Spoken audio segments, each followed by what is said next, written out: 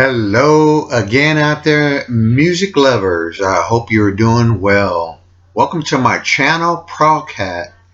My name's Edward, and I'm back with another video. Now, I'm gonna see how long this series can last because I'm gonna give it a shot. But I've been inspired by some folks out there that have done these videos where they went through their collection from A to Z. And I never jumped on the bandwagon to do that. Not that I didn't think that was fun or anything or whatever. I just never did. I don't know why. But till now, I said to myself, you know what? I'm going to give it a shot. Let me just see. I'm going to do the first three letters and go through my collection from A to C and see how that is. Also to see what kind of views I get.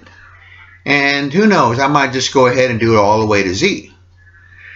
But then I thought about it. I was like, I don't have a lot of bands with, letters of the alphabet either. Like I'll give you an example. I don't have any Velvet Underground, and I love the band. Or who else? I don't have any U that I can think of, like U2 or Ultravox. I've had some of those records, but as I mentioned in other videos, I get a lot of records that I find whenever I go vinyl hunting cheap, and usually I keep some of them, and honestly I trade some of them to trade up to something else. Like I'll give it a quick example. Like I got this real nice Tone Poet back here of Andrew Hill, Blackfire, which is one of my favorite albums by Andrew Hill. And so the jazz elitist might think, what does that Progcat know about jazz? You tell me. But I've been a jazz fan ever since my daughter was born, which was about 20-something years ago. But anyway, so let me get to what I'm going to do here. I'm in the letter A, and so I picked a band that I have at least more than 5 records of, because some records I just have one, like Ashra Temple or something like that. I only have one album on there. So I would like to have more, but I have more on CD. So maybe I should show what I have. We'll see. But I want to talk about one of my favorite crossover prog bands too, that I have at least 1, 2, 3, 4, 5, 7 albums of. And I'm missing 2, Vulture Culture and Stereotomy. Now, I probably already gave it away who I'm going to talk about. But I finally got to see this band, Alan Parsons Project, about a few years back in concert. They had to postpone because of COVID, but they came back. It was a killer show in my opinion. Now, I did not see them with Eric, what's his last name? Wolfson, something like that. Sorry if I said that incorrectly. He passed away, I believe. But they had some other members of the project that were great killer musicians. They're very versatile. Some played bass, some played saxophone, some played guitar, and can really sing. It was a dynamite show. Even my wife, Mrs. Progcat, she loved the show. So let me go ahead. I'm in the letter A, and I'm going to show my albums of the Alan Parsons Project and talk a little about them. Now, they're considered crossover prog, which if I correct me if I'm wrong, which crossover prog may be more like, it could be more that they're like poppy or soft rock. There's also neon prog, and I don't understand that as well as either. But shall we begin? Let's begin with 1976 Tales of Mystery and Imagination dash Edgar Allan Poe. Now, there's another cover, and I've been looking for a copy of that, where the album is a green cover and it's a gatefold, and it has this really nice booklet with really cool paper. This is, to me, a really good prog band. Now, the whole idea of this is that it's based on the writings, from what I understand, of Edgar Allan Poe. which is one of my favorite writers. I love his writing. It has the fall of House of Usher, and there's a part in here about the Raven. Yeah, the Raven. And I just noticed this note right here. It says, notice this album has been previously released in a jacket being different artwork. I think I know which one they're talking about. That green one, that gatefold. So this is a really good debut of this album. I highly recommend checking it out. Okay. In 1977, they released a real iconic album. And I believe one of the singers on this album is a guy that sung in the Hollies. But correct me if I'm wrong. I know people like to do that. This is I, Robot. This is such a very good record. I highly recommend this album. Mine's a gatefold. It's a great concept album. And I believe there's a book, but I don't remember the name of the book. I know there's a book. It was radio friendly. Some of the songs did get played on the radio, and it was very heavy on the synthesizer, which I believe the guy that played synthesizer later on went to join the band Camel. Okay. Now this next album, I love this one too. 1978, Pyramid. I like the theme here. It's really, really cool. This, of course, this reminds me of the Pink Floyd Dark Side of the Moon, which we all know that Alan Parsons Project was part of that album, as well as the Beatles' Abbey Road. Now this album, like I said, came out in 1978. There's not much synthesizer on here, but what they try to recreate is they go back to their style of Tales of Mystery, the first album of 1976. Now this album does have some really good tracks, like Voyager is great, The Eagle Will Rise Again, and I really like the song Pyramid. Oh, not, wait a minute, I'm sorry. Pyromania, excuse me. Hopefully I said that right.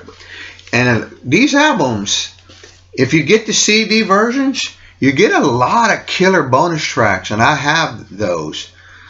And there's some really great bonus tracks on the CDs. Now, 1978 came out with the album Eve. Some critics didn't really like this record. I like the record a lot. It is a little bit more softer, but there's Alan Parsons and Eric Wolfson. Hopefully I'm saying that name correctly. But this album is so good. There's some really good tracks on here, like Lucifer. I love You Lie Down with Dogs. And you got to turn it this way to see, and Damn If I Do. Don't Hold Back, and Secret Garden. But yeah, Eve, a little bit more softer. You know, like I said, it's crossover prog. Now this next album, to me, is like one of their epic, great records. And when I saw them in concert, they played, what was it again? Let's see here. I'm sorry about the delay here. Oh yeah, they played side 2, the entire side of this album. And I'm talking about this album that came out in 1980, Turn of a Friendly Card. One of their stronger albums. Had 2 big hits. Games People Play, which I love that song, and hearing them play that live, oh yeah, that was great. And Time. Now, when I heard Time back in high school, I thought it was a Pink Floyd song, but it wasn't. But killer record. Now there's a nice deluxe CD box set of it, which I do plan to get that at some point. A couple of years later, came out with another record. Maybe not so much prog, a softer side, but still had their style and their sound, their production, and that's the album Eye in the Sky, 1982. This is such a good record. What can I say about it? I like one comment I read. I usually go out and read, what's the name of the website? Prog Archives. And this person had a really good comment about the album. It's like an intergalactic glider. I would agree with that. This album is really, really good. Some more big hits: Eye in the Sky, Psycho Bible, and there seems to be another one that got some airplay, and I don't remember, but I like Silence and I. Great record with a great production and sound. Okay, so we're going to 1984, another 2 years, and Ammonia Avenue came out, and I like this record. Probably by that time, a lot of big fans may have dropped off the Alan Parsons Project, but I'm not one of those kind of people where I'm like, okay, I stopped listening. I'll give you an example of Rush when they went to synthesizers. I'm not like that. I love this band all the way through. I think every album they made, even some of the newer stuff I heard, I really do like. Now, looking at this album, you think like this, you know, is this something to do with the environment? Well, some of the songs do have lyrics that are kind of to deal with humanity. I think it's a great record. I mean, Prime Time, One Good Reason, and there was another one, Don't Answer Me, which I think is one of the best radio ballads to hear on the radio. Ammonia Avenue, I have it high up there. I'm going to probably have to do a top 5 of my favorite Alan Parsons records of all times. Now, like I said, I don't have Vulture Culture, which was next, or Stereotomy. Now, Stereotomy, if I'm saying that right, I love that song. That is a really good record. I think it's one of their best as well. But I do have Gotti, which is named, I forget the gentleman's first name, but this album is a tribute to him, who was an architect. This is a good album. This one was sent to me by DJ Chancla. He sent me a copy of this album. And when I saw Alan Parsons Project do a killer live version, they started to show cool artwork with the other side of the lyrics. They started off with Standing on Higher Ground. I love that song. I think it's really, really, really good.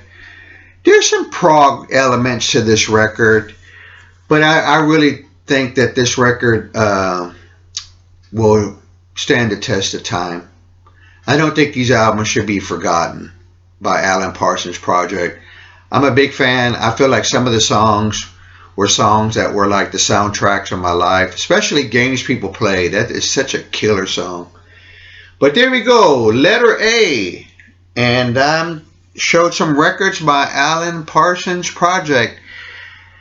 Take care, everybody. Appreciate it. I might be back again later on this evening with doing another video. One of my did another trade today as well, so might want to show some of those. Take care, everybody, and please leave me a comment below if you like the video. Hit the thumbs up, and appreciate everyone out there. Take care.